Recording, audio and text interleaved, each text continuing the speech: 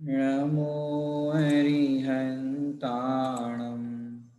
नमो सिद्धाणं नमो आयरियाणं नमो वैझायाणं नमो लोये सवसाहुणम् तीन कषाय चौकड़ी नाशी भवतन भोग विरक्त विकासी तृप्त रहे अपने में आप चरिया सहज होय निष्पाप। बहुत ही सुंदर ये बड़े पंडित जी साहब की रचना है बृहत साधु स्तवन।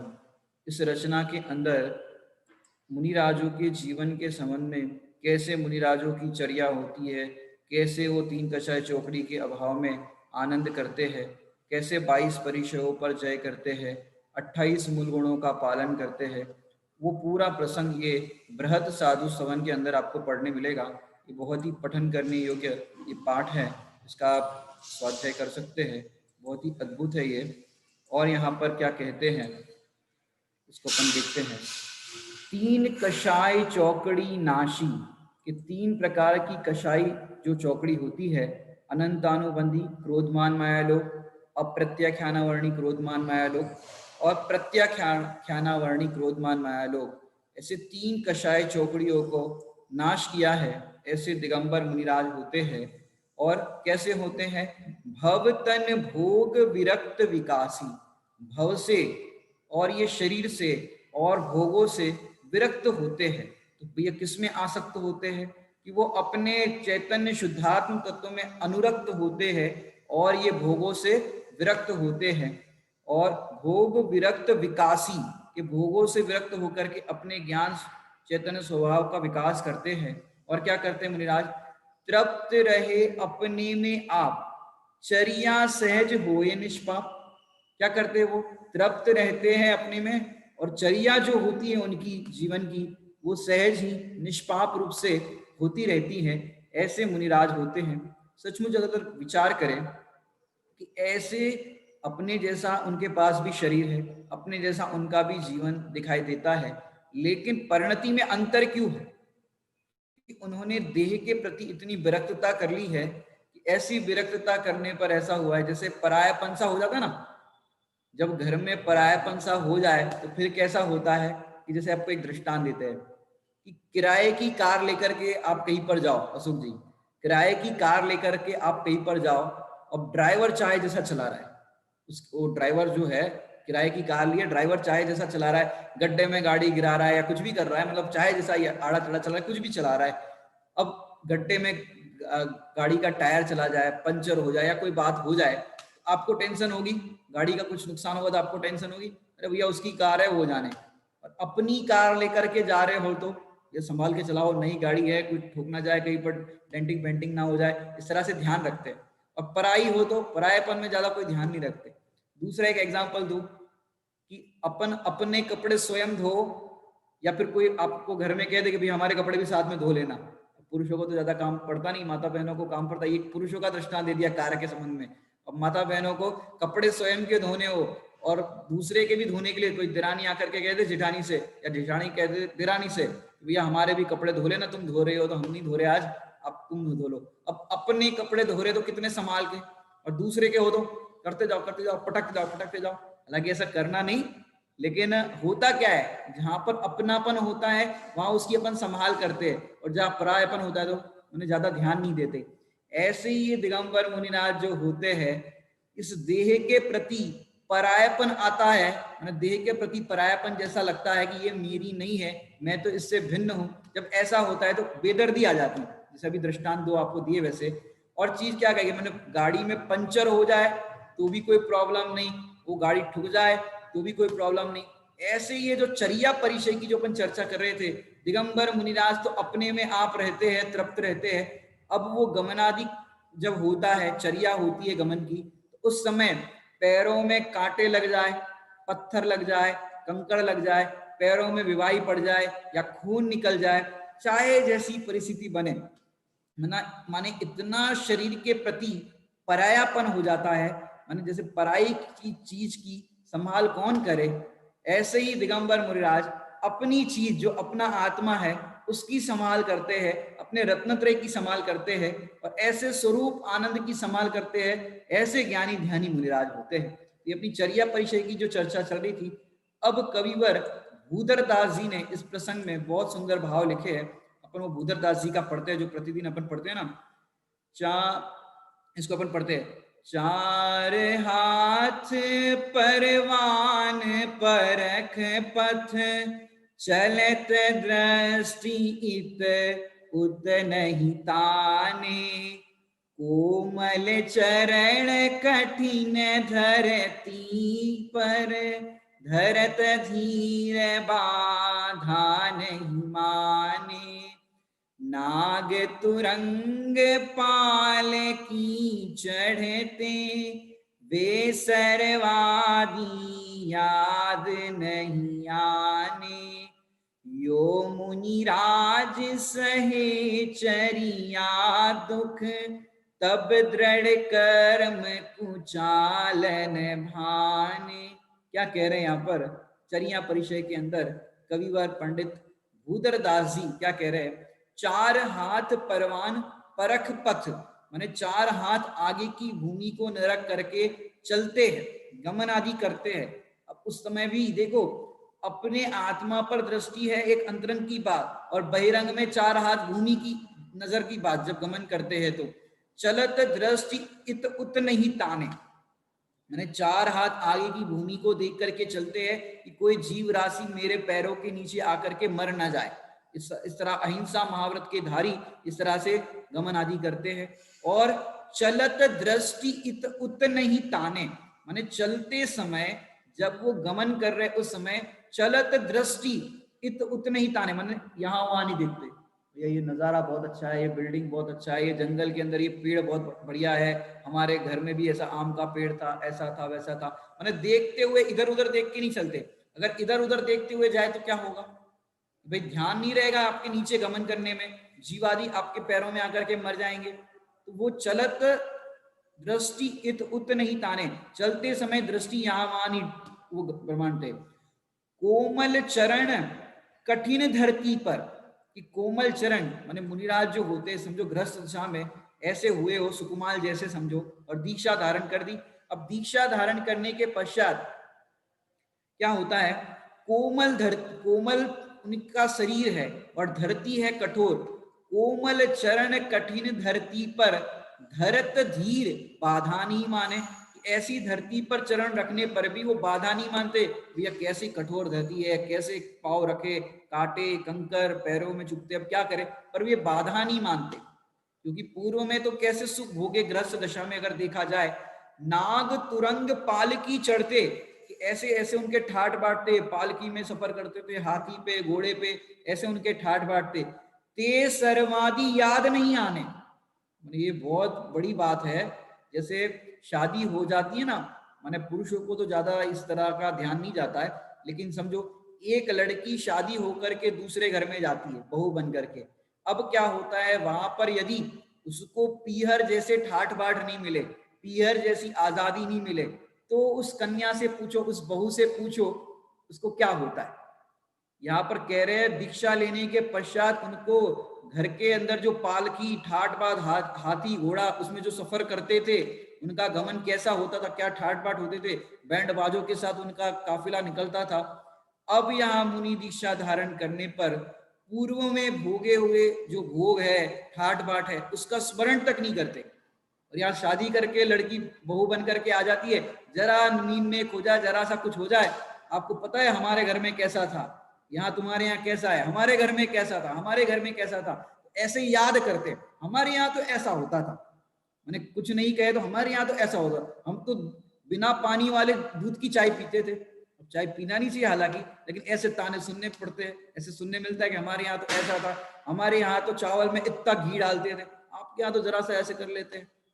मैंने ऐसे पुरानी बातों को, मैंने घर को याद करके, पीहर को याद करके इस तरह से ये करते हैं। लेकिन धन्य है वे महामुनिराज कि ऐसी माने दीक्षा धारण करने के बाद वे पूर्व में भोगे हुए स्मरण को याद नहीं करते, भोगे हुए स्मरण को, भोगों को याद नहीं करते। यो मुनिराज सहे चरिया दुख, तब दृढ़ कर्म खुला चल भानी। कि ऐसे मुनिराज चर्या परिचय के दुख को, यहाँ पर शब्द लिखा है दुख, जिसको संसारी लोग दुख मानते हैं, इसलिए दुख की भाषा में समझा रहे हैं, लेकिन वो दुख नहीं है, वो तो अपने में आप रहते हैं, उनको दुख नहीं लगता। माने अगर इसका अर्थ अपन करें तो मुनिराज जो होते हैं वो तीन कषाय चौकड़ी के अभाव पूर्वक स्वदया करके ही मुनि हुए। स्वदया समझते हो, वो अन्य जीवों पर दया नहीं कर रहे, वो तो अपनी दया कर रहे हैं। बड़े पंडित साहब ने एक समता षोडशी लिखी है, वहां पर संभवतः ये बात आती है, दया करो पहले अपने पर, आराधन से नहीं जीगो। मैंने दूसरों की दया की बात नहीं, पहली दया तो ये है अपने पर दया करो, अपने परिणाम आत्मा में स्थिर रहे तो ये अपनी दया है। यदि अपने परिणाम आत्मा से हट करके बाहर गए तो ये तो फिर कितनी कर लो आप, उससे तो संसार में ही रहोगे। अपनी दया क्या है कि अपने आत्मा का अनुभव करके इसमें स्थिर होना, ये अपनी दया है। अपने को 4 गति 84 लाख योनि में जाने से बचाना, ये अपनी दया है। तो मुनिराज तो स्वदया करके ही मुनि हुए हैं, और परदया हेतु 4 हाथ भूमि निरख करके पैर रखते हैं जमीन पर, 4 हाथ आगे की भूमि निरख करके पैर रखते हैं, क्योंकि नेत्रों की जो ज्योति होती है इससे अधिक की भूमि को शोध देख नहीं सकती।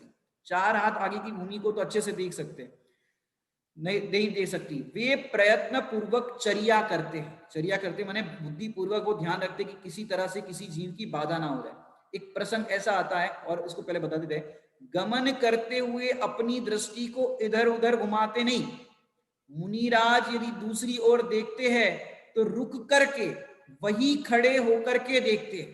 क्या करते हैं, यदि कहीं पर देखना है, कोई जगह उनको देखनी है मतलब कि भैया इस दिशा में जाए या उस दिशा में जाए, ये दिशा निरापद है या कहाँ पर जाना है, क्योंकि देखो रास्ते 4 है रास्ते में, अब किस दिशा में जाना है देखना तो पड़ेगा। अब देखना है तो चलते चलते नहीं देखेंगे, एक जगह ठहर करके देखेंगे कि यहाँ जाए कि वहां जाए, इस तरह से एक जगह ठहर करके देखते हैं। और वो मुनिराज जब गमन करते हैं तो प्रासुक भूमि देखकर चलते हैं, जो रास्ता मनुष्यों और पशुओं के चलने से प्रासुक हो गया हो।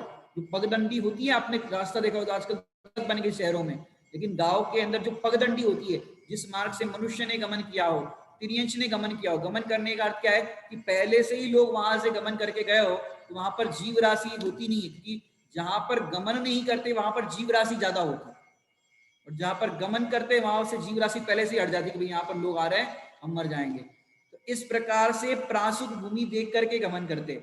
एक घटना ऐसी घटी कि एक माता जी, वर्तमान की दृष्टांत, एक माने जो जीवन परिचय होते ना, जीवन परिचय माने ये जो स्मृति ग्रंथ होते हैं, वो स्मृति ग्रंथ जो जीवन के प्रसंग लिखे होते हैं, उसमें एक बात आई थी कि एक माता जी इस तरह से विहार कर रहे होंगे या गमन कर रहे होंगे, तो उस समय क्या हुआ, उनके पैर में कांच लग गया। क्या लग गया, कांच लग गया। तो गणनी माता जी जो थे उनके पास खबर पहुंचाई कि माता जी इस तरह से एक माता जी को पैरों में कांच लग गया है, तो क्या करना उनको, कैसे क्या है आप बताइए, आप उनके गुरु माने गुरु है। तो वो माता जी जो थे माने आरिका माता जी के भी गुरु माता, तो उन्होंने क्या कहा, इनको कहना 3 दिन का उपवास करें। एक तो पैर में चोट लग गई, खून बह रहा है, कांच लग गया, और जो उनकी हेड है माने गणनी माता जी, जिसको कहते हैं गणनी माता जी, उनने क्या कहा 3 दिन का उपवास करना। तो बाकी लोगों को समझ में नहीं आया कि ये क्या बात हो, कम से कम किसी को चोट लगी तो सिंपैथी तो होनी चाहिए कि नहीं होनी चाहिए। अपने को घर में किसी को चोट लग जाए तो सिंपैथी होती, भैया कैसे लगी, क्या लगी। उनने सीधा क्या उत्तर दिया, उनको बोलो 3 दिन का उपवास करें। ये कैसी बात है, गुरु तो गुरु होते हैं, 3 दिन का उपवास क्यों कहा। फिर बाद में सब बात हुई, सब पता चला, क्योंकि गुरु ने जब एक बार आदेश दिया तो उसके बाद उनके सामने कुछ प्रश्न नहीं करते, फिर बाद में आगे पीछे पूछ लो, वो बात समाधान करने के लिए निवेदन करके पूछो, वो बात अलग है, लेकिन जब जो उनने आज्ञा दी उसका पालन किया जाए, ऐसा होता है। गुरु ने एक बार कहा कि 3 दिन का उपवास तो उपवास, फिर ये नहीं कहते कि भाई क्यों, क्या बात हो गई, हमारा तो शरीर कमजोर है, इतना बिहार करके आए, अब कैसे उपवास करेंगे, ये सब बातें ही नहीं। गुरु ने कहा उपवास तो उपवास, ऐसा होता। तो गणिनी माता जी ने कहा 3 दिन का उपवास, फिर जाकर के निवेदन किया कि ऐसे ऐसे क्यों, मतलब उपवास क्या प्रायश्चित या क्यों, मतलब ऐसा दिया आपने। तब उन्होंने बताया कि गलती तुम्हारी क्या हुई कि तुम ईर्ष्या समिति पूर्वक तुमने गमन नहीं किया। अब ईर्ष्या समिति पूर्वक गमन करते तो कांच तुम्हारे पैरों में नहीं लगता। अब तुमको अपने पैरों में कांच लग गया, उसकी पीड़ा तो दिखाई देती है, लेकिन तुम ईर्ष्या समिति पूर्वक तुमने गमन नहीं किया, तो कितनी जीव राशि तुम्हारे पैरों के नीचे आकर के मरी हो। इसलिए उनने 3 दिन का उपवास दे दिया। माने गुरु तो गुरु होते, वो इस देह के प्रति ये नहीं देखते, देह के प्रति उनको सिंपैथी नहीं है, तुम्हारे आत्मा के प्रति गुरु को सिंपैथी है। माने उनको शिष्य है वो देह रूप में नहीं दिखाई देते, आत्म रूप में दिखाई देते हैं। वे तुम्हारे इस तरह से गमन से जीवों की हिंसा हुई तो तुम इस तरह का प्रायश्चित करो, ऐसे गुरु का होता है।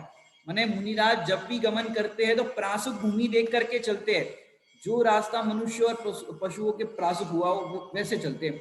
इसी प्रकार गमन के काल में भी बातचीत नहीं करते मुनिराज। जो अपने मुनिराज होते गमन करते समय बातें, जैसे अपन लोग बातें करते जाते वैसे नहीं करते, ऐसे मुनिनाथ इस तरह से गमन करते हैं। गमन के काल बोलने का नहीं है, मैंने जो गमन का काल है वो बोलने का नहीं है। यदि गुरुदेव श्री की बात बताओ आपको, एक प्रसंग आता है गुरुदेव श्री का कि गुरुदेव श्री अपने जो भी दैनिक चर्या होती थी वो तो करते थे, फिर शाम के समय वो ऐसे आटा मारते थे, गुजराती में आटा कहते हैं, माने इस तरह से राउंड मारते थे। वहां जो परिसर था उनका, वहां पर राउंड मारते थे या छत पर राउंड मारते थे।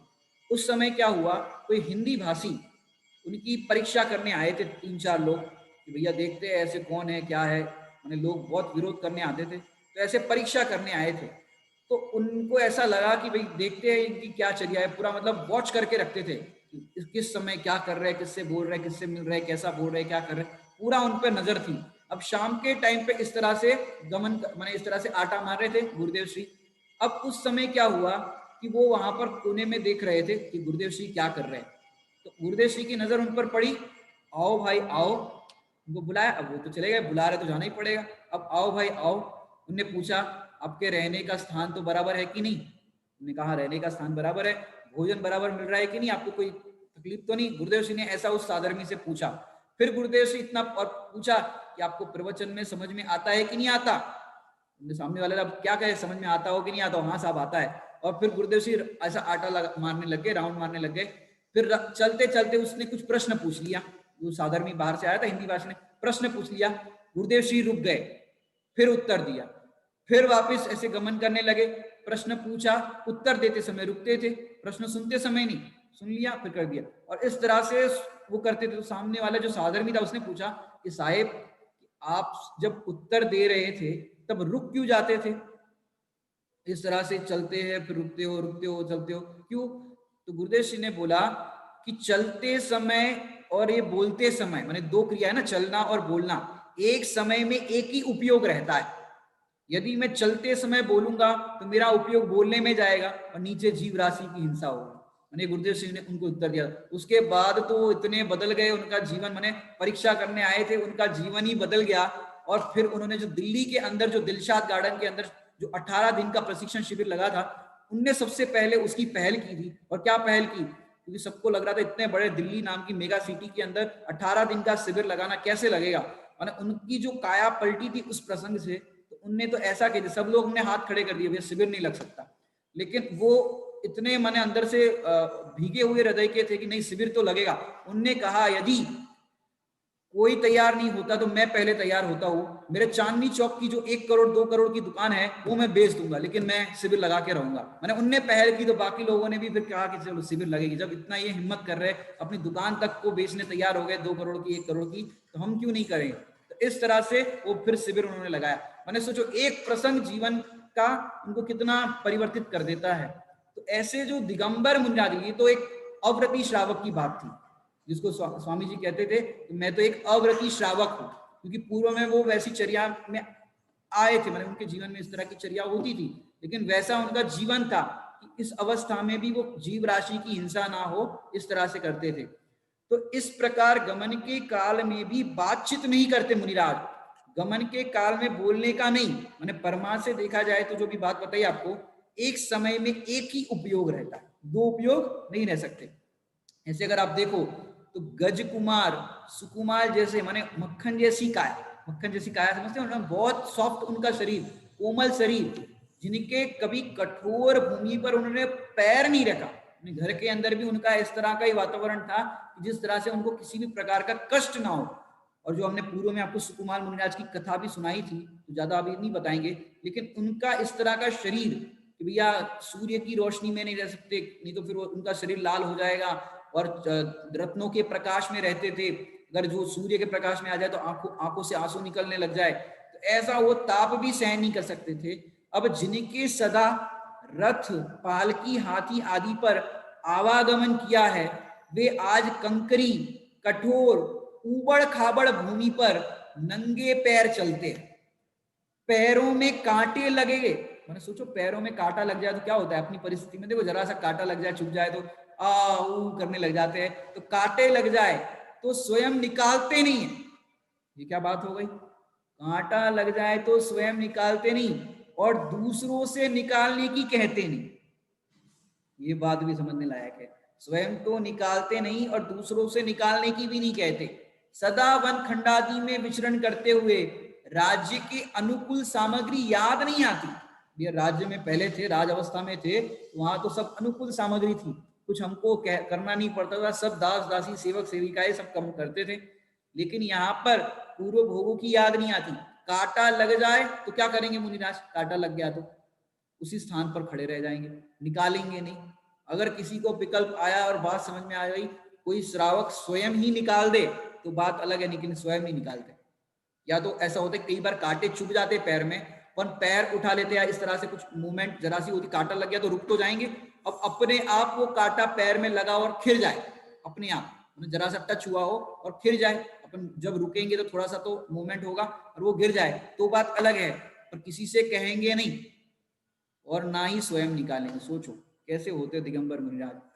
अचानक कोई वृक्ष टूट करके गिर जाए, गमन कर रहे हैं या जिस पेड़ के नीचे ध्यान कर रहे हैं, यदि कोई पेड़ वृक्ष टूट करके गिर जाए, या पूर्व भव का बैरी मुनिराज को उठाकर पहाड़ से नीचे पटक दे, पूर्व भव का बैरी हो और लगे कि भाई यही है मुनिराज जिनने पूर्व में मेरे साथ ऐसा किया था, पूर्व भव का बैरी है, उसको बैर, मुनिराज को देख करके वैर याद आ गया।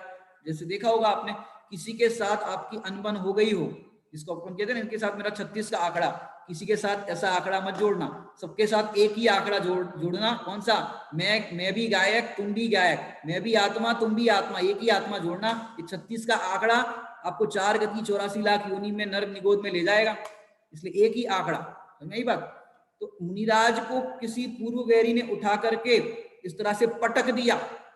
मुनिराज लकड़ी का ठूठ, माने इस तरह से ध्यान करते हैं मुनिराज कि लकड़ी का ठूठ समझ करके हिरण आदि उनकी खाज जो होती है वो खुजली खुजाने के लिए आते हैं, और मुनिराज को समझते ये तो कोई लकड़ी का ठूठ है या पत्थर की प्रतिमा है, ऐसे उनको खुजाते, तो भी मुनिराज हिलते नहीं, ऐसे ऐसे हिलते नहीं मुनिराज। क्यों, एकदम अपने ध्यान में ऐसा आसन लगा के विराजमान होते हैं कि जरा सा भी विकल्प नहीं करते, जो अपन 6 डाला में पढ़ते हैं ना, सम्यक प्रकार निरोध मन वच काय आत्म ध्यावते, तिन सुथिर मुद्रा देखी मृग गण उपल खाज खुजावते। अपन जरा ध्यान के लिए सामयिक करने बैठे हो, सामयिक करते हो कि नहीं करते हो पता नहीं, लेकिन जो 9 बार नमोकार मंत्र स्मरण करना रहता है, कायोत्सर्ग करना रहता है, वहां पर भी जरा आपसी मक्खी बैठ जाए, कुछ हो जाए, जरा सी कोई आवाज आ जाए, घंटे बजने की आवाज आ जाए,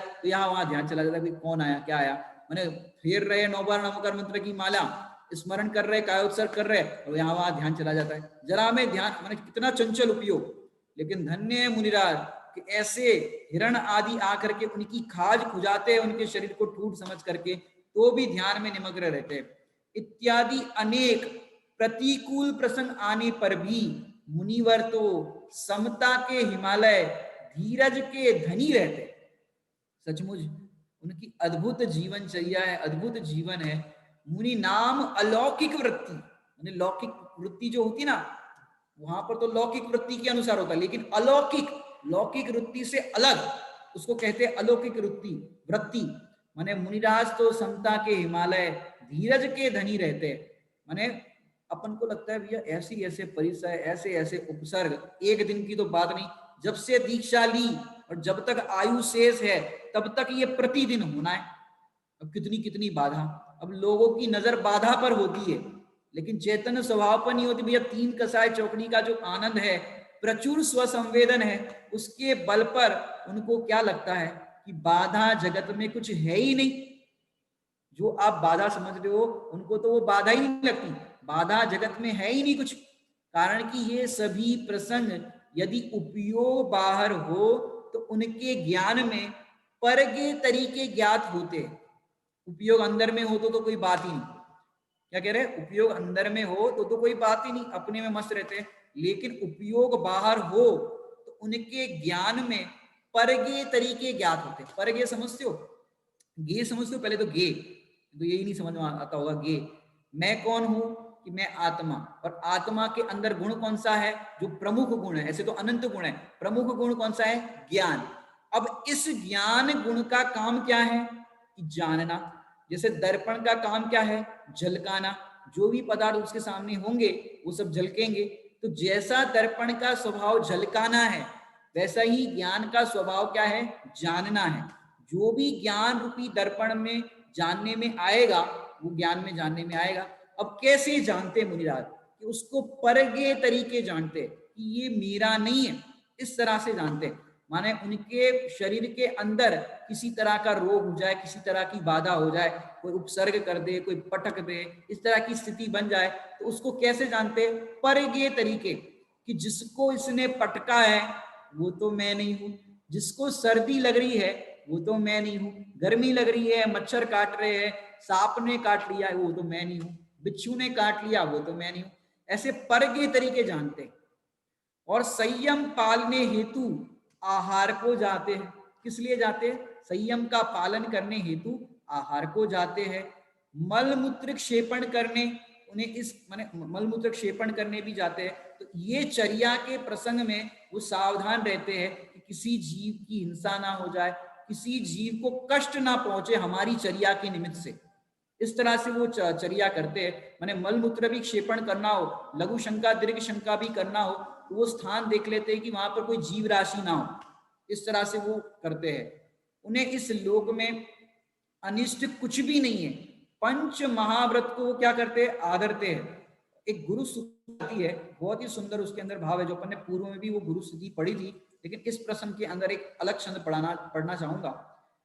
पंच महाव्रत आदरे, पांचों समिति समेत, तीन गुपति पाले सदा, अजर अमर पद है, धर्म धरे 10 लक्षणी, भावे भावन सार, सहे परिशह 20 द्वै, चरितर तन भंडार, ते गुरु मेरे उर बसो, जे है भव जल दीजी हार। वैसे गुरु मेरे हृदय बसो। कैसे गुरु? कि जो पंच महाव्रत को आदरे, माने पंच महाव्रत का पालन करते हैं, 5 समिति को धारण करते हैं, 3 प्रकार की जो गुप्ति, मन गुप्ति, वचन गुप्ति, काय गुप्ति, उसको सदा पालते हैं। और वो कैसे है? अजर अमर पद है। उनका जो है वो पद कैसा है? आचार्य पद, उपाध्याय पद कि साधु पद? नहीं, अजर अमर पद है। धर्म धरे 10 लक्षणी, ये 10 लक्षण को वो धारण करने वाले, जो भी हमने पर्व मनाया ना 10 लक्षण धर्म, वो तो धारण किए हुए तो दिगंबर मुनिराज है सचमुच। 10 लक्षण महाव्रत के माने 10 लक्षण व्रत के धारी वही है सचमुच। भावे भावन सार, कि हर समय वो भावना क्या भाते हैं कि मैं तो अपने स्वभाव में ही स्थिर रहूं, और कब ऐसा घड़ी आ जाए कि मैं अनंत काल के लिए स्थिर हो जाऊं। सहे परिचय 20 द्वै, ये 22 प्रकार के जो परिचय है उसको सहे माने जीतते हैं। चरित्र रतन भंडार, कि वो रत्नों के भंडार है। ऐसे गुरु मेरे हृदय में बसे। क्यों बसे? कि जिनके हृदय में जो बसता है वैसा बनने का भाव आता है। हमारे हृदय में यदि ऐसे धन्य महामुनिराज बसेंगे तो हम भी उनके पथ पर चलकर ऐसे बनेंगे। मैंने संयम, अभी जो बात कही आपसे कि संयम के पालने हेतु आहार हेतु जाते हैं, मल मूत्र क्षेपण करने के लिए जंगल आदि में जाते हैं, तीर्थ वंदना हेतु विहार करते हैं, नगर ग्राम आदि के परिवर्तन हेतु माने इस गांव से उस गांव में जाना हो विहार करते हैं, तो वहां अनेक प्रकार के रास्ते होते हैं। अनेक प्रकार के रास्ते होते हैं, हर जगह कंकरीली भूमि होती है, कांटे वाली भूमि होती है, कठोर भूमि होती है, वो नरम भूमि होती है, हर जगह की भूमि होती है। शयन आदि के लिए अनेक प्रकार की भूमियां मिलती है, इसका अपन शयन परिचय में चर्चा लेंगे। लेकिन फिर संयम के लोभी माने संयम के लोभी मुनिराज निर्जंतु स्थान देखकर ही उपयुक्त क्रियाओं में प्रवृत्ते हैं। मैंने पहले ऐसे नहीं कि भैया जहाँ चींटियां बैठी हो या इस तरह का हो वहां बैठे, निर्जंतु स्थान, निरापद स्थान, जहां पर कोई प्रॉब्लम ना हो वैसे स्थान पर बैठते हैं। फिर बैठने के बाद यदि प्रॉब्लम आ जाए तो वो वैसे के वैसे ध्यान में रहते हैं। उसको आसन परिचय में अपन लेंगे अगले अगले परिचय में। मैंने देखो आहार की चर्या के लिए जाए, ये आपको याद करते हैं एक प्रसंग, आदिनाथ मुनिराज 6 महीने तक आहार की चर्या, पहले तो 6 महीने तक तो विकल्प ही नहीं आया आहार का, और 6 महीने बाद जब आहार का विकल्प आया आदिनाथ मुनिराज को, तो 6 महीने तक चर्या के लिए निकले, आहार की चर्या के लिए। लेकिन हुआ क्या भैया, हमारे राजा थे, हमारे राजा थे, अभी राजा ही समझते थे लोग, तो मुनिराज बने, फिर भी इनने सब छोड़ दिया, राजपाट का वैभव छोड़ के भरत चक्रवर्ती और बाहुबली को दे दिया राजपाट। तो वो क्या करते थे भाई, कन्या भेंट करते थे, राजपाट छोड़ दिया तो भाई इनके पास अब राजपाट तो है नहीं, कन्या भेंट करते थे, रत्न भेंट करते थे, सब कुछ करते थे। लेकिन किसी को ये विकल्प नहीं आता था कि ये मुनिराज आए हैं तो इनको भोजन पानी की तो पूछो। घर पे कोई मेहमान आए तो पहले अपन भोजन पानी की पूछते हैं, या भोजन किया कि नहीं, पानी पिया कि नहीं, इस तरह से पूछते। अब इतने सारे लोग, लेकिन किसी को भोजन पानी कराने का विकल्प नहीं आया, माने आहार कराने का विकल्प नहीं आया। और तो और स्वधर्म इंद्र, उन तक को ये विकल्प नहीं आया कि भाई इनने दीक्षा तो धारण कर ली, क्योंकि तप कल्याणक होता है वहां पर, तो वो लोकांतिक देव भी आते हैं, स्वधर्म इंद्र पूरी व्यवस्था करता है। अब उनको ये विकल्प नहीं आया कि इनकी आहार चर्या का क्या होगा, किसी को विधि तो पता नहीं, उनको तो विकल्प ही नहीं आया स्वधर्म इंद्र को। और तो और जब दीक्षा ले रहे थे, जब राज्य अवस्था में थे, तो उन्होंने 4 बातें बताई थी, असी मसी कृषि वाणिज्य। अब ये शिक्षा दे दी तो साथ में ये भी सिखा देते कि भैया दीक्षा धारण करते हैं तो आहार चर्या ऐसी होती है, ऐसी इसकी विधि होती है, सब ध्यान रखो। किसी को नहीं सिखाते। घर में ब्राह्मणी सुंदरी थी कि नहीं, उनकी पुत्री, उनको सिखाते थे कि बेटा देखो आहार चर्या ऐसे बनाते, ऐसे आहार देते हैं, इस तरह से मुनिराज आते तो करते, अभी हम दीक्षा लेंगे तो तुम बराबर ध्यान रखना, नहीं तो फिर क्या होगा हमारा। इस तरह से ब्राह्मणी सुंदरी को भी नहीं सिखाया। भरत चक्रवर्ती आदि, मैंने पूरा परिवार कितना बड़ा था, भरत चक्रवर्ती की 96,000 रानियां, कौन क्या नहीं कर सकता था। लेकिन उदय में नहीं हो तो कोई कुछ नहीं कर सकता। वो सिखाया भी नहीं, इशारा भी नहीं किया, लिख करके बता दिया हो, अकेले में भरत चक्रवर्ती को बुला दिया कि भाई ऐसे ऐसे विधि है, तुम करा देना। हम ये नहीं कह रहे क्या बनाना, लेकिन करा देना। लेकिन ऐसा तक नहीं किया, सोचो। और तो और आहार चर्या से अनभिज्ञ नगरवासी कभी हाथी, घोड़ा, रथ, प्यादे, कन्या आदि देने को तैयार थे, मगर मुनि आहार के लिए आए तो ये जानते ही नहीं थे कि क्या है विधि। मैंने 6 मास के बाद राजा श्रेयांस, मैंने 6 महीने पूरे हो गए, 6 महीने ध्यान के और 6 महीने इस तरह से चर्या के लिए निकलते थे। तो भैया रोज क्यों निकलते थे, अब पता चल गया किसी को समझ में नहीं आ रही है विधि, 1 दिन 2 दिन 6 महीने तक निकल रहे, एक बार समझ में आ गया कि लोगों को कदर ही नहीं है, हमारी दीक्षा धारण करके निकले, अब किसी को आहार देने का विकल्प ही नहीं आ रहा, अब छोड़ो, इससे अपन अपने आप में ध्यान में रह जाए। लेकिन नहीं, विकल्प आहार चर्या का उठता था तो अभिग्रह पूर्वक, नियम पूर्वक जो भी धारण करते थे ऐसे आते थे आहार की चर्या के लिए। अब विधि नहीं मिलना है तो नहीं मिलेगी। ऐसे भैया एक शिक्षा इस प्रसंग में लेना, बड़े पंडित साहब बताते इस प्रसंग में कि भैया आदिनाथ मुनिराज 6 महीने तक आहार चर्या की विधि के लिए जाते थे, लेकिन विधि नहीं मिलती थी। लेकिन जाते थे कि नहीं जाते थे, कि जाते थे। ऐसे ही आप लोग ध्यान करने बैठते हो, लेकिन आत्मा का ध्यान तो नहीं होता है, इतना स्वाध्याय कर लिया, इतना सब कुछ कर लिया, ध्यान तो नहीं होता। तो भैया क्या करें, 1 दिन किया, 2 दिन ध्यान किया, अब नहीं हो रहा तो छोड़ दो, छोड़ो मत। जिस तरह आदिनाथ मुनिराज प्रतिदिन आहार की चर्या के लिए जाते थे, विधि नहीं मिलती थी, लेकिन विधि के लिए जाते थे तो 1 दिन मिल गई। ऐसे आप विधि करते रहोगे, प्रयास करते रहोगे, तो ऐसे आपको निधि मिल जाएगी, ये अपनी आत्मा की रत्नत्रय की निधि मिल जाएगी। माने विधि को करते रहो तो निधि मिल जाएगी। अब क्या हुआ कि आहार की चर्या के लिए जाते थे। अब 6 मास बाद राजा श्रेयांस एवं राजा सोम को पूर्व भाव में दिए गए आहार दान का स्वप्न आया। तो उनने ऋषभदेव मुनिराज को, माने आदिनाथ मुनिराज कहते हो ऋषभदेव मुनिराज को, बहुत ही सुंदर, माने वो प्रसंग आपको याद होगा, उस दिन से दान की परंपरा प्रसिद्ध हो गई। ये आपके सामने चित्र दिख रहा होगा बराबर, कि वहां पर इस तरह से आहार दान संपन्न हुआ। तो राजा श्रेयांस ने इस तरह से आहार दान दिया मैंने ऋषभदेव मुनिराज को। तो उस दिन से कौन सा पर्व प्रारंभ हुआ? अक्षय तृतीया नाम का पर्व। अब वो भी कैसे हुआ? गन्ने का रस वो स्वयं निकाल रहे थे अपने लिए, गर्मी के दिन थे, अब गर्मी के दिन में रस पीते सब, तो गन्ने का रस स्वयं के लिए निकाल रहे थे, प्रासुक, गन्ने वगैरह धो करके पूरा ये करके प्रासुक निकाल रहे थे। अब उस समय क्या हुआ कि उस समय उनको पूर्व भाव का स्मरण हो गया कि ऐसे मैंने आहार दान दिया था। तो उस स्मरण के बाद उन्होंने मुनिराज को, वहां पर आए थे आकड़ी लेकर के आदिनाथ मुनिराज, तो उन्होंने नवधा भक्ति पूर्वक पड़गाहन करके इक्षु रस का आहार दान दिया। देखो दिख रहा है यहाँ पर कैसे आहार दान दिया। उनको हुआ था पूर्व भाव का स्मरण, मैंने पूर्व भाव का स्मरण आया तो उन्होंने इस तरह से फिर आहार दान दिया। और इस तरह से श्रेयांस राजा प्रथम आहार दान के अंदर प्रसिद्ध हुए। तो ये पहली बार आहार दान इस कली काल में अगर देखा जाए, मैंने किसने आहार दान दिया? प्रथम तीर्थंकर को, कि श्रेयांस राजा ने। तो अक्षय तृतीया नाम से ये पर्व मनाने लगा। तो वह दिन था वैशाख शुक्ल तृतीया, उस दिन से अक्षय तृतीया पर्व मनाने जाने लगा। यद्यपि मोक्ष मार्गी जीव वज्र ऋषभ नाराज सहनन के धनी होते। कौन होते हैं? वज्र ऋषभ नाराज सहनन के धनी होते, कि जो तदभव मोक्षगामी होते वो। अब वे दीक्षा के बाद मुनि जीवन में कभी भी आहार ना ले तो उन्हें कोई फर्क नहीं पड़ता। क्यों? वज्र ऋषभ नाराज सहनन के धनी होते ना, उनका मोक्ष फिक्स है। अब वो आहार की चर्या के लिए नहीं निकले तो भी कोई फर्क नहीं पड़ता, उनका तो इस तरह का शरीर वैसा बन जाता है। परंतु मुनिचर्या का ज्ञान कराने हेतु महापुरुष आहार चर्या के लिए निकलते। ये हर किसी का सामान्य कोई दीक्षा ले उसका तो ऐसा हो सकता नहीं है, सबका शरीर तो एक साथ एक जैसा नहीं होता। लेकिन लोगों को मुनिचर्या का ज्ञान हो कि किस तरह की तपस्या करते हैं, कैसे आहार की चर्या के लिए निकलते हैं, नवधा भक्ति पूर्वक आहार होता है। इस माने सचमुच कहा जाए तो मुनिराज को आहार लेने का विकल्प है ही नहीं। वो तो अपने पुण्य योग से, अपने महाभाग्य से कि अपने को पुण्य बंद होना है, तो ऐसे महामुनि राजों का संयोग होता है कि अपन को आहार दान देने का भाव आता है।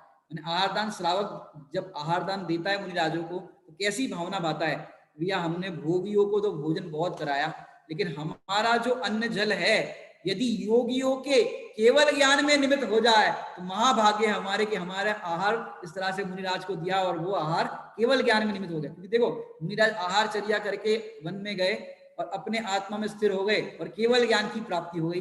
अब कितना महाभाग्य कि आपके यहाँ से आहार लेकर के गए थे और केवल ज्ञान प्राप्त हुआ, कितना अच्छा लगता है अपने को। जैसे आपके घर में किसी का कोई भोजन हो या कुछ कार्यक्रम हो, कोई आपके यहाँ पर आए और उसको समझो कोई परीक्षा देने गया हो या कोई जॉब के लिए अपॉइंटमेंट वो दिया हो और उसको वो जॉब मिल जाए, इस तरह से हो जाए, तो भैया आपके यहाँ का दिन फल गया, आपके घर आए और वो हमारा काम हो गया, तो कितना अपने को अच्छा लगता है कि भैया इनका काम हो गया, बहुत दिनों से नहीं हो रहा था। तो ऐसे अपने को श्रावकों को खुशी होती है कि भाई मुनिराज को केवल ज्ञान हो गया, हमारे यहाँ पर आहार हुआ। परंतु मुनिराज तो आहार की चर्या के ज्ञान कराने के लिए निकलते। क्षुधा वेदनीय असाता वेदी कर्म का उदय है और उदीर्णा भी छठवें गुण स्थान तक रहती है। वह क्षुधा जिन मुनि राजों के उपयोग को खाती है, माने उपयोग में क्षुधा वेदनीय का ज्ञान होता है, वो उपयोग की बर्बादी होती हो तो मुनिराज आहार की चर्या के लिए निकलते। मन ध्यान कर रहे हो और बार बार क्षुधा का विकल्प आ रहा हो तो फिर सोचते कि चलो नवदा भक्ति पूर्वक आहार मिलेगा तो लेंगे, नहीं मिला तो फिर विकल्प का अपन पूर्ति खत्म करो। आहार की पूर्ति नहीं, विकल्प की पूर्ति। भैया देखो विधि नहीं मिले हम क्या करें, वो अपने ध्यान में रहो। तो उपयोग की बर्बादी होती हो तो आहार चर्या के लिए निकलते हैं। शरीर शिथिल होता हो तो निकलते हैं, माने मुनिराज शरीर शिथिल होता हुआ दिखे तो भैया चलो शरीर को उसका काम होने दो, अपना काम अपन कर ही रहे। तो परंतु दूसरों को दुख देकर अपना प्रयोजन नहीं साधते। क्या कर रहे? दूसरों को दुख देकर मुनिराज अपना प्रयोजन नहीं साधते, वे सामने वाले श्रावक को कष्ट हो या किसी को कष्ट हो वैसा कार्य नहीं करते। मुनिराज मास 2 मास आदि लंबे समय के बाद आहार चर्या को उठते हैं। ऐसे भी कई मुनिराज होते हैं, हर किसी की बात नहीं है, ऐसे भी कोई मुनिराज होते हैं जो मासों उपवास करते हैं। बाकी ऐसे विशिष्ट होते हैं इस तरह के देखा जाए तो, लेकिन शरीर शिथिल होता हो तो ऐसा नहीं करते कि मासों उपवास करने लग जाए। इसका कारण यह है कि मुनिराज का जो शरीर है वो पूर्ण, और देखा जाए तो इस तरह से आहार चर्या नहीं भी करे तो मुनिराज के शरीर में ज्यादा कोई फर्क क्यों नहीं पड़ता? क्योंकि उनका शरीर पूर्ण नग्न रहता है। इससे दिन में चलने वाली वायु, ऑक्सीजन से मुनिराज को भोजन मिल जाता है। अब ये मत समझना कि भाई ये शरीर स्वास्थ्य की बात कर रहे हैं, ये एक प्राकृतिक माने प्रकृति जो होती है, माने प्रकृति के अंदर भी ऐसी चीजें हैं जिसके माध्यम से पूर्ति शरीर की हो जाती है। क्योंकि शरीर भी कैसा है? प्रकृति की देन है। तो उस शरीर के अंदर भी ऐसा है, वायु मिल जाए अच्छी शीतल शीतल शीतल वाली प्रकृति के अंदर, तो भी वो ऑक्सीजन के माध्यम से आहार की पूर्ति हो जाती है। और रात्रि में चलने वाली वायु कार्बन डाइऑक्साइड से भी भोजन का पाचन हो जाता है। अतः प्रतिदिन आहार की जरूरत ही नहीं पड़ती। सचमुच देखा जाए तो अपने को लगता है 6-6 महीने तक मुनिराज, मैंने आदिनाथ मुनिराज का ही देखो, 6 महीने तक विकल्प ही नहीं आया आहार का, तो कैसे रहे होंगे? ये ऐसी इस तरह की प्रकृति में रहते हैं, उनको इस तरह का विकल्प भी नहीं आया, अंतरंग भूमिका में कहे, और बाहर में शरीर का भी प्राकृतिक रीति से पूर्ति हो जाती है। क्योंकि कभी मुनिराज समझो ध्यान कर रहे हैं, अब ऐसा जरूरी तो नहीं भी 9-10 बजे जो आहार की चर्या के लिए निकलते हैं उतने बजे विकल्प आए ही आए। अब प्रतिदिन के भांति वो चर्या के लिए निकलते तो है, लेकिन समझो किसी दिन उपयोग आत्मा में लग गया और 12 बज गए। अब 12 बज गए तो क्या करेंगे? आहार की चर्या के लिए निकलेंगे कि नहीं? वो समय सामयिक का काल है। अगर वृत्ति उठती है तो सामयिक को छोड़कर आहार के लिए नहीं जाते, सामयिक को छोड़कर नहीं जाते। जो व्रती श्रावक भी होते हैं, वो व्रती श्रावक भी इस तरह की सामयिक का काल होता है उसको नहीं छोड़ते। उसको तो मैंने बाकी सब काम आगे पीछे हो जाएंगे, लेकिन सामयिक काल है वो अपना काल है। अपना काल मतलब अपने आनंद का काल है, आनंद के काल को नहीं छोड़ते। आहार की वृत्ति उठी तो वे आहार की चर्या के लिए असमय होने से आहार को नहीं जाते, माने वो सामयिक का काल है इसलिए असमय है। अतः एक कारण यह भी है कि आहार चर्या का समय हो और उसी समय आहार की वृत्ति उठना। आहार की वृत्ति उठेगी तो ही जाएंगे, ऐसे नहीं कि भाई चलो 10 बज गए तो चलो, घड़ी के पाबंद नहीं होते, अंदर से आहार की वृत्ति उठे तो जाते। और फिर दोनों का सुमेल होना चाहिए, आहार की चर्या का समय भी होना चाहिए और अंदर की वृत्ति का उठना भी होना चाहिए, दोनों का समय सुमेल होना चाहिए। ये तो अति ही कठिन है, जो अपने ध्यान में स्थिर रहते हो मुनिराज, उनके लिए तो क्या बात करें, अति ही कठिन है। ऐसे चर्या परिचय विजयी मुनिराज को सचमुच बारंबार नमन है। सचमुच कैसी उनकी चर्या होती है, वे तो पुरुषार्थ की प्रबलता से दृढ़ कर्मों के पर्वतों को चकनाचूर कर देते। पुरुषार्थ ऐसा वो मुनिराज करते हैं, सचमुच उनका जीवन तो अलौकिक ही होता है। वो मुनिराज ऐसे चर्या परिचय करते हैं, क्या बताया उनका जीवन। और फिर एक और इसके अंदर रचना आती है बड़े बड़े बड़े पंडित साहब की, आराधना का फल। यहाँ पर आपको दिख रहा होगा आराधना का फल, वो आपको बताते हैं। चैतन्य रत्नाकर में अपने रत्न है अनंत, नहीं केवल ज्ञान में भी आया आदि अरुअन, है सहज प्राप्त उनको अपने में जो गहरे उतरे, आराधना का फल देखो जिनवर दिखा रहे। विराधना का फल भी दिखाते हैं और आराधना का फल भी दिखाते हैं। कैसे भगवान?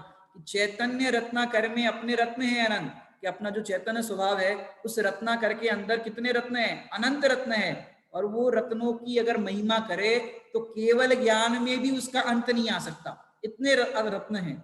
और सहज प्राप्त जिनको हो जाता है, माने उस रत्नों का ज्ञान हो जाता है, वो तो अपने में ऐसे गहरे उतर जाते हैं, अपने स्वरूप में निमग्न हो जाते हैं। तो भगवान कहते हैं आराधना का फल देखो जिनवर दिखा रहे। तो ऐसी आराधना का फल हमें भगवान बताते हैं कि कैसी आराधना होती है। अब आगे एक निर्मुक्त भावना भी बड़े पंडित साहब ने लिखी है, उसको भी मैं बताना चाहूंगा। अक्षय विभव निज का परम उत्कृष्ट है देखा, अब तो लगे जग का सभी मिथ्या असत लेखा। ये रचनाएं क्यों पढ़ रहे पता है? एक बात तो आपके परिचय में आए, दूसरी बात कि ऐसे मुनिराज कैसे होते हैं कि जिनने अपने अक्षय वैभव को देख लिया। अक्षय वैभव निज का परम उत्कृष्ट है देखा, अब तो लगे जग का सभी मिथ्या असत लेखा, कि जगत की जितनी भी बातें अब तो असत लगने लगी। भैया भोजन से जीवन चलता है, पानी से जीवन चलता है, पैसे से जीवन चलता है। मुनिराज तो कह रहे हैं हमारा जीवन तो ज्ञान से चलता है।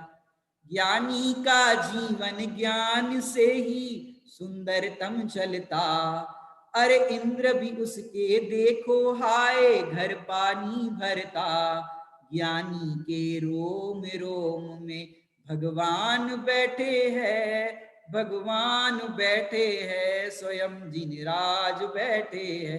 तो परम उत्कृष्ट तत्व को देखने के बाद जगत की जितनी भी बातें हैं, भैया पानी से जीवन चलता है, भोजन से चलता है, पैसे से चलता है, ये सब बातें असत्य लगने लगी। हमको तो लग रहा है हमारा जीवन तो अपने ज्ञान से चलता है। निर्ग्रंथ पद भाता हुआ निर्ग्रंथ रहूंगा। तो यहाँ पर बड़े पंडित साहब भावना ऐसी भार है कि मैं भी ऐसे ही निर्ग्रंथ पद को भाता हुआ, ऐसे कब मुनिराज बनूं, ऐसी पद को भाता हुआ निर्ग्रंथ रहूंगा। जिन धर्म पाया है परम निर्मुक्त बनूंगा। ऐसी पंडित साहब ने बहुत सुंदर ये भावना जो निर्मुक्त भावना के नाम से यहाँ पर है। अब जो अभी चर्या परिचय की बात चल रही है कि ऐसे चर्या परिचय होने पर दिगंबर मुनिराज कैसे अपने स्वरूप के अंदर निमग्न होते हैं, कैसा क्या होता है, अंतिम बात कहकर के पूरी करूंगा। क्योंकि मुनिराज तो होते हैं वो अनियत विहारी होते हैं, माने उनका नियत विहार नहीं होता। कब विहार करेंगे, कहाँ करेंगे, कोई निश्चित नहीं होता।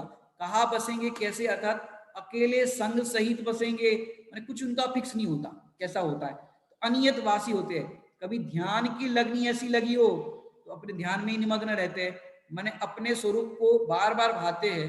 और जहां पर पद्मासन में विराजने का मन हुआ पद्मासन में, खड़गासन में हुआ खड़गासन में, ऐसे ध्यानस्थ अचल रहते हैं। माने यह नियम नहीं है कि आज 2 कोस चलना है, 2 किलोमीटर चलना है, 5 किलोमीटर चलना है, 10 किलोमीटर चलना है, इस नगर को पार करना है, कोई उनका फिक्स नहीं है।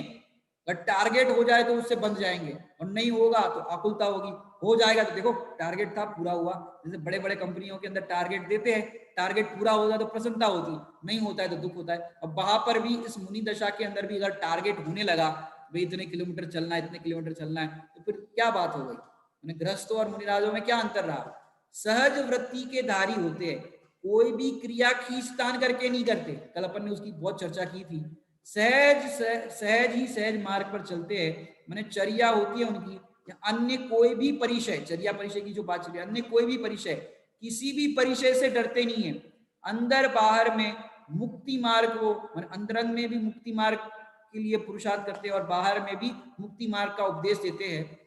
माने जिनका विस्तार सब ऐसा फैला हुआ है, माने गृहस्थों का विस्तार 5 इंद्रियों में फैला हुआ है, और धन्य दिगंबर मुनिराजों का विस्तार इन 5 इंद्रियों में नहीं फैला हुआ है। माने यह विकल्प कभी नहीं आता कि इस चर्या के अंदर हम कैसे क्या करें, ऐसा मार्ग होना चाहिए, वैसा होना चाहिए।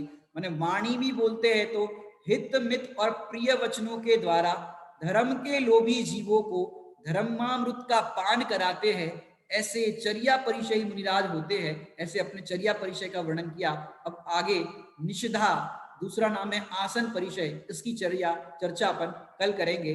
ओम नमः सिद्धेभ्य।